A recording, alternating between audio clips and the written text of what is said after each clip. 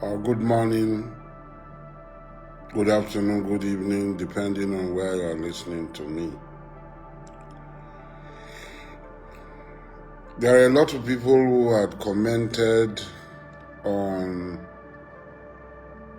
my opinion I expressed as a black man, as an African, as a Nigerian, and a citizen of the world on the gross madness and lunacy exhibited by Donald Trump of the United States of America. The leader of the United States of America regime, imperialist regime. I did not expect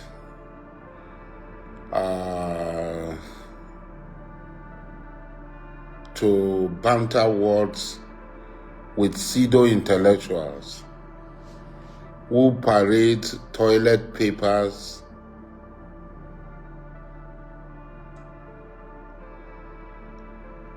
as testament or testimonial for wisdom and knowledge. Is unfortunate. Most of these people parade these PhDs as ego clutches because they are so small that they needed something to prop them up. They are nobodies, so they needed something to prop them up so that they can come up PhDs. These pseudo-intellectuals, they don't contribute anything other than talk, and criticism. They cannot in any way go into proper mental exercise for the good of their immediate environment, their community, or the country at large. There's one fellow who calls himself Charles Akpoti, the PhD doctor, and he talk rots. And I on 2 occasions, I've gone to read the comment and I see the sadness that has plagued Nigeria, the disaster that has befallen Nigeria. People who say they are educated.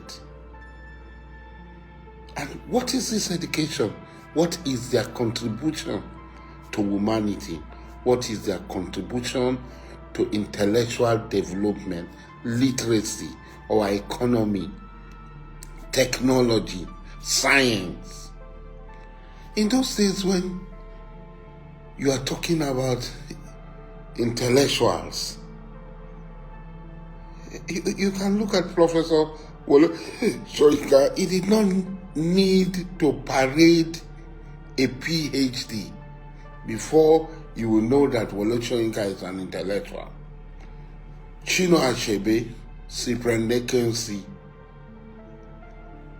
Captain Elechi Amadi, Professor Pepe Clark,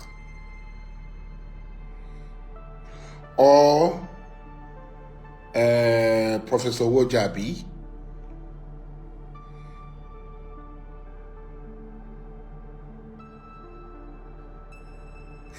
or Professor DK, Professor Lagwa, Professor Tamun, even my brother, wristwatch and cup of tea, my first cousin, Professor Tam de West. These are people when they write, you can see that they exhibit qualities that are rarely seen. But these motor-packed house PhDs, motor-packed house PhD, they come up. A man, somebody, a president, have listened to foreigners, Americans, Africans, and others commenting on this Nigerian issue, and you see them, the way they talk.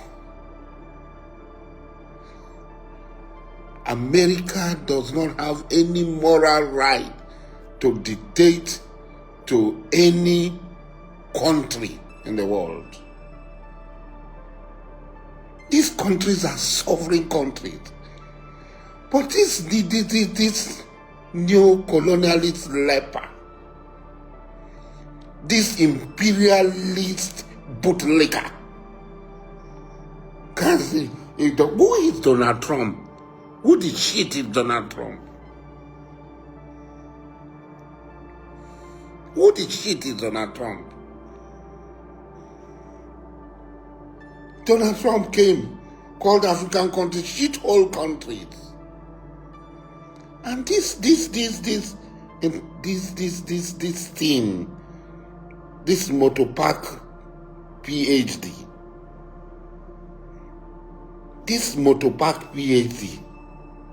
is happy that his fellow human being calls his own country, calls his own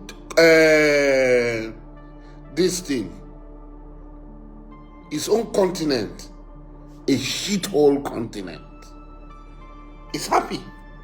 I was just listening to a Ugandan talking on this issue. I was just listening to a Ugandan talking on this issue. And he was so articulate. I listened to Oblong talking on this issue. He was so articulate. I listened to the other Ghanaian talking on this issue. He was articulate. All of them.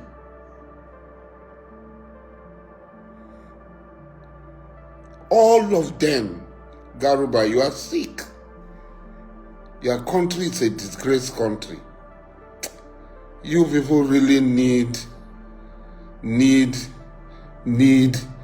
to be tutored. You don't have any pride whatsoever. No self-esteem whatsoever. No character whatsoever.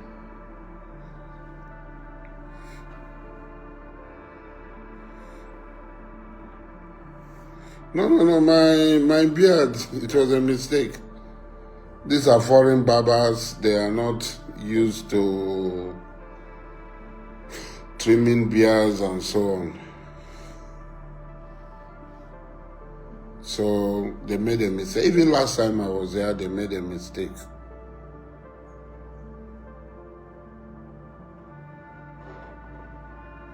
His organ failure for a particular set of people. You see, this is the level of debasement of our educational this thing. That's what we have. The level of debasement of the standard of our education, or educational institution. You have organ failure. So is organ failure an abuse? If you tell somebody he has an organ failure, so he has is an abuse, an insult, is this. Do you know how many Nigerians are going to India? How many Nigerians are going to India because of organ problem? How many Nigerians are going to Egypt for organ problem? How many Nigerians are going to Turkey for organ something? Or the very rich ones that have gone to UK, Germany, and so on and so forth. So this is the level. This is what we call education. People are just having pieces of paper, they flaunt it, they go to this way, they throw it around. They are not employable, they cannot work. It is not people like Dr. Asiri that works at an NPC. It is not people like Dr. Asiri that works at CBN. It is not people like Dr. Asiri that works at the Ministry of Power. It is those of you with these dirty pieces of toilet paper, trash, that says you have this, you work in these places, and what is the result? What is the result? The failure that we have. That's the failure that we have. Come to my own small community. I've never held a government appointment. Come to my community. I've never been a councillor. I've never been a local government chairman. I've never been a commissioner. I've never been a House of Assembly member. I've never been a deputy governor. I've never been a governor. I've never been a member of House of Rep. I've never been a member of any of these things. But come to my place.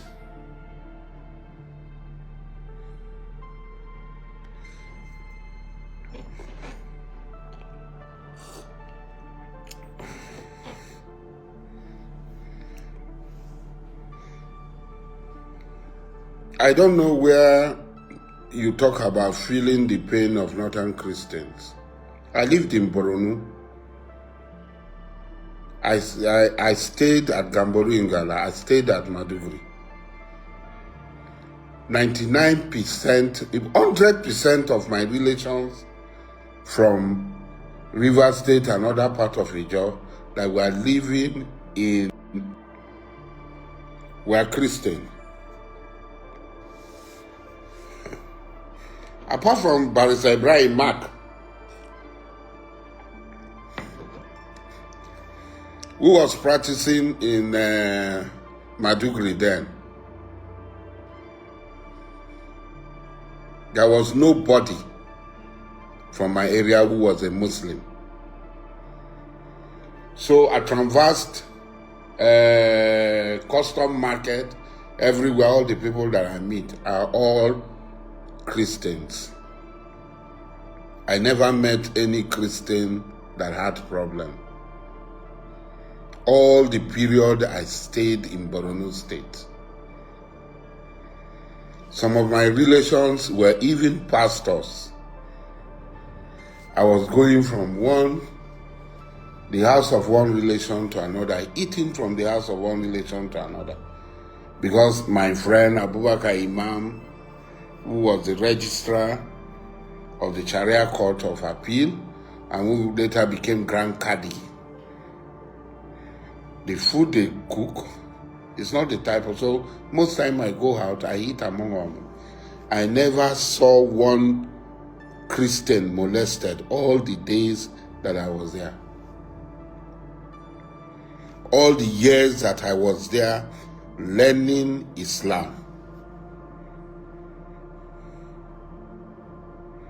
So, Ahmed Idris Tinta, Ahmed Tinta, Sas, all these people, they know me personally. I'm not just an ordinary figure, they know me personally. Sheikh Al-Miskin, Sharif Hussein, Sheikh Abdul Fati. Every one of them knows me.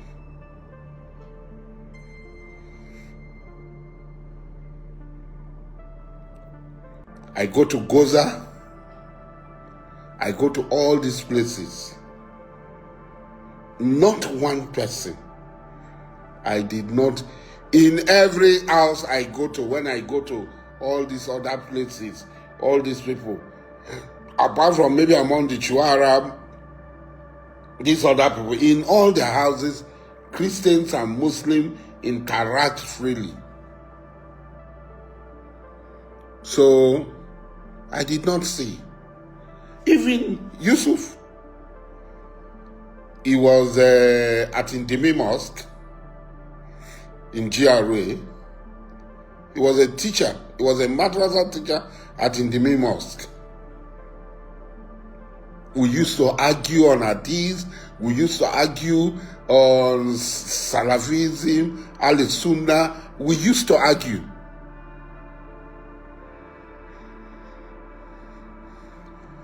Saudi Arabian people who want to go to the University of Medina, they come. That is the center for this thing, where they carry out their interviews, where they screen them for the scholarships. Yusuf, the leader of what became Boko Haram, at that time he was an Izala. That was the center of Izala activity in this thing. Abubakar Imam that I stay with is a Torika. Even though I don't do Torika, I sit with him, we talk together, we do everything together. I live in his house. For a northerner to allow, my room was next to his room. Every morning I enter the car, I go to his office with him, I sit until he closes. When he's coming back, I enter the car with him and I come back. I go to the palace of the Chewu, I go everywhere. Everybody knows me in Borno. In Maduguri, all the big people.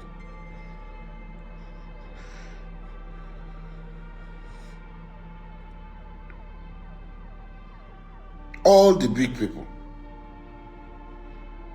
And when Boko Haram started, I was one of the persons who saw this danger. I wrote so many things. I did so many videos that this is a dangerous step they are taking. You don't need to antagonize. If Yusuf was not killed, Boko Haram would not have reached where it was. I was in detention with most of them. With Nure, with Hassan, with Adams. I was in detention with them. DSS underground, detention with them. I was in my solitary confinement. But because I was a person that was not bound by any law, I used to bang, I used to talk, I used to call prayer, and we communicate. And I want. So when you see people like this glorifying a neo-colonialist, a white supremacist,